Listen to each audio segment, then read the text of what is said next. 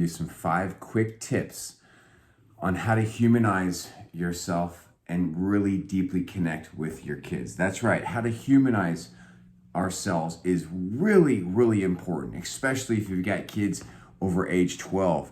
There are so many factors working against us as parents where our kids are going to be tempted to view us as these robots. Robots do not have feelings. They don't have much worth. Robots have normally a singular job. And you hear me talk about this a lot in the Parents Club about, hey, you don't want to come off as like this robot, like you're just a yelling robot, or you're just a robot who goes to work and makes money, or you're just a robot repeating yourself some speech. Because not only do our kids have this natural internal psychological voice that we had when we were growing up, normal part of their neurology, this thing that's happening, which is very normal and healthy, which is to separate themselves from their parents, to create their own independent identity and to find a peer group, which is really like their crew, their clan. You can read about this with Eric Erikson or Maslow's hierarchy of needs, but they have these other voices now from the media, which is now really hurting families, hurting the child-parent bond. And you'll see more and more research just keeps coming out more and ever that when the deterioration of the child and parent bond leads to the deterioration of the deterioration of the family leads to the deterioration of society as a whole. And I think you'll see, and I can even love to prove it to you right now through like a TED Talk or something, about how this attachment theory, this bonding with our children and us with them and them with us and uncles and aunts and grandparents is such a key part to what is missing in our world. And it is like the solution to so many of the problems that we see in the faces and the issues that we face, because our kids are going to be doing some of the same things that we did to our parents, but they'll probably do it much stronger now, like calling us old-fashioned. Why are we old-fashioned? Well, because we have limits. We believe like there's still a right and wrong. There's still like, this is still true and that's not true. And so many of these kids nowadays, it's like they've been brainwashed to believe like we're not allowed to have limits. We're not allowed to have morals. We're not allowed to have stances on things. And if we do that, well, then we're like these lame bigots, or we're like old fashioned, or you just don't get me, mom. Or what we have now is this word that is so wild.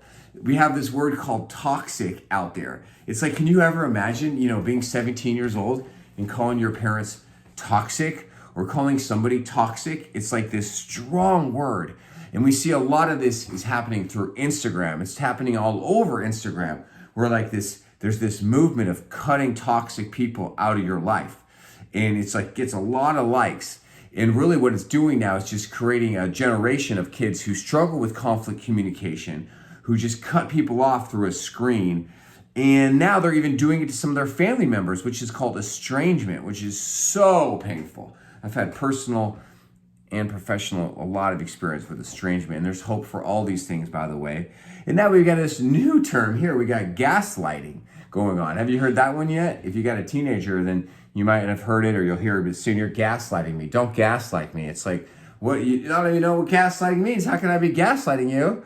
You don't even know what that means. Like, gaslighting is this really, really mean thing to do to another person, which is like you kind of talk to them in a way where you kind of try to manipulate them to make it seem like they're crazy. It's like, it's a very, very bad thing. Some narcissists do it. Oh my gosh, just another word.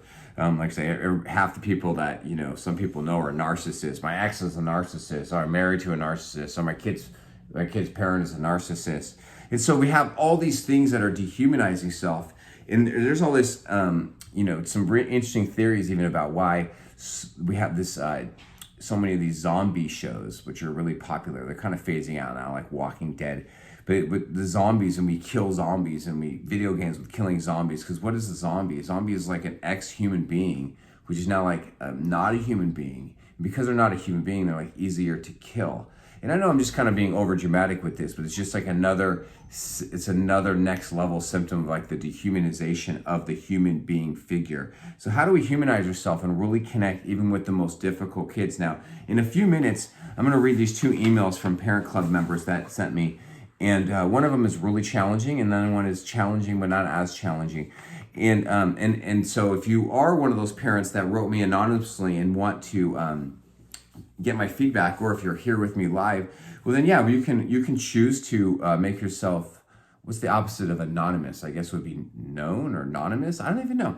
Whatever, you figure out the word, and we can talk. But this actually, this teaching actually even will connect, and as is like a precursor to the more direct advice that I'm about to give you. So here's a couple things, and if you've been kind of listening to my videos or been under my teachings before, you'll see there's just a lot of themes that pop up. But I got 5 action steps for you, and the 5th one is, I think, the most important. It's the most challenging, and it's kind of the most weird. Like, I just always tell people, hey, this is gonna sound weird to you, but you should say this to your kid.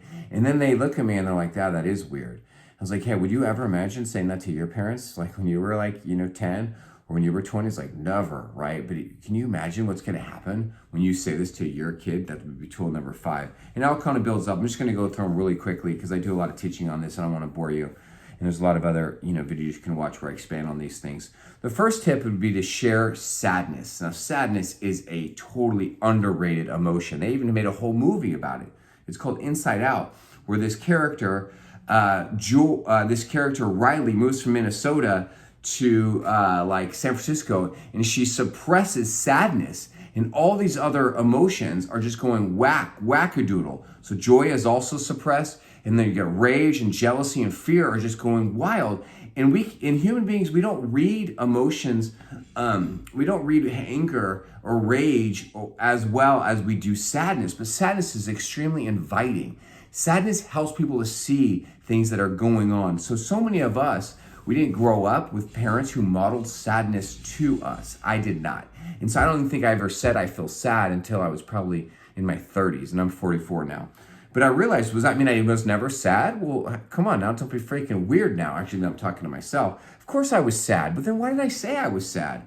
Well, you already know the answer for that. But when we help our kids see our sadness, it helps them to see that, hey, parents have feelings too, and we're sad. This is why so many families, when one of the parent figures gets really sick or dies, the family really rallies and really bonds and really comes around. Well, why? Because the children have no choice but to see their parents in a very vulnerable, sad state. So essentially that's a theme of all these words is just how do we express vulnerability to our kids in a creative way? And there's just a lot of research on the power of vulnerability. Brene Brown is this famous psychologist now out of Houston that's written a lot of books. You've probably heard of her. The second word would be to share feeling words with our kids. Second action step. Now, as you heard, as you've been into my teaching, I believe in some words are a lot better than others. The 6 words that I kind of nerd out on, or I'm really big into these words. Whenever you're having these hard talks with your kids, these are 6 great words. The words are sad, hurt my feelings, confused, disconnected, and then one of the best words of all time, right? It's the best word of all time. I love this word. The word is uncomfortable. It's just these are great inviting words. They're so much better than the word disrespected or angry or pissed off or worried or all these other words that they just don't land as well with our kids. The third action step would be to, how do we humanize our kids, is to show empathy for others.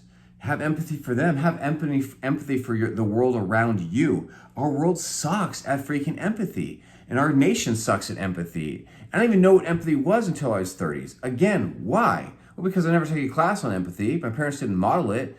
And then I sucked at empathy. And then big shocker, I'm in a marriage to my wife, Danielle. Thankfully, we made it 19 years and going stronger than ever. But you know how hard that must have been for her to be married to somebody who didn't even know what empathy was? If you don't know what empathy was, how can you even express it?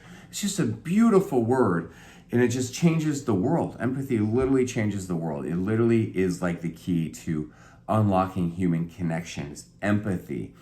Now, number 4 is something I'm so big on in parenting.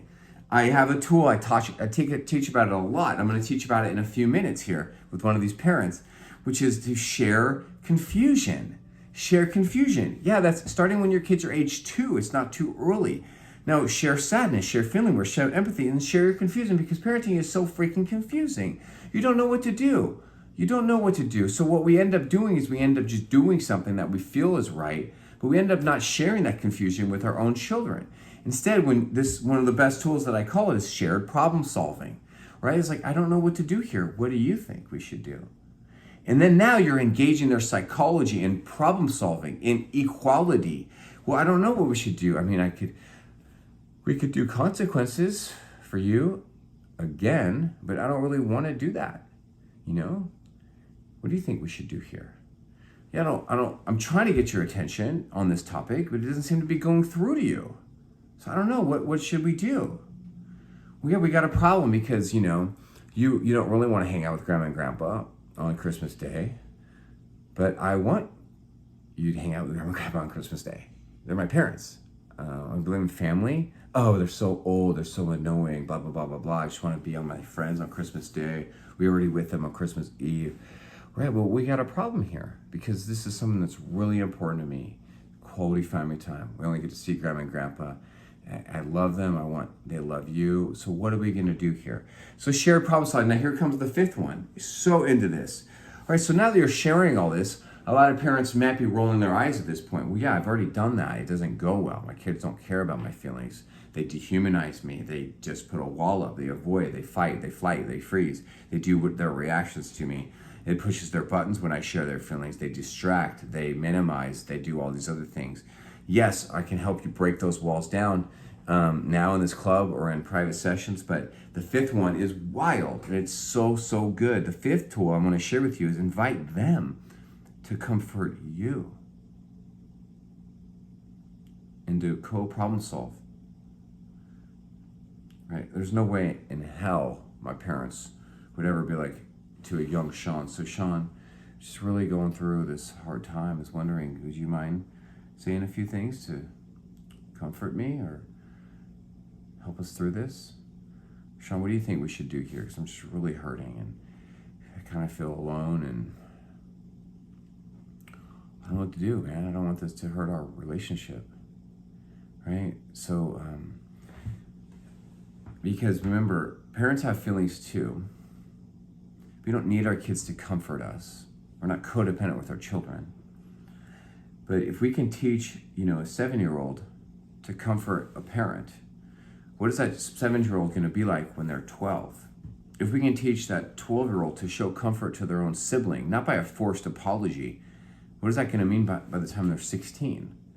If we can help normalize how comforting people is a normal part of being a human being when they're 16, what is that person going to be like when they're 26 and they're getting married, right? So see, what we're doing here is we're not just like, doing this just for right now. All these tools, we're trying to change the world through our parenting.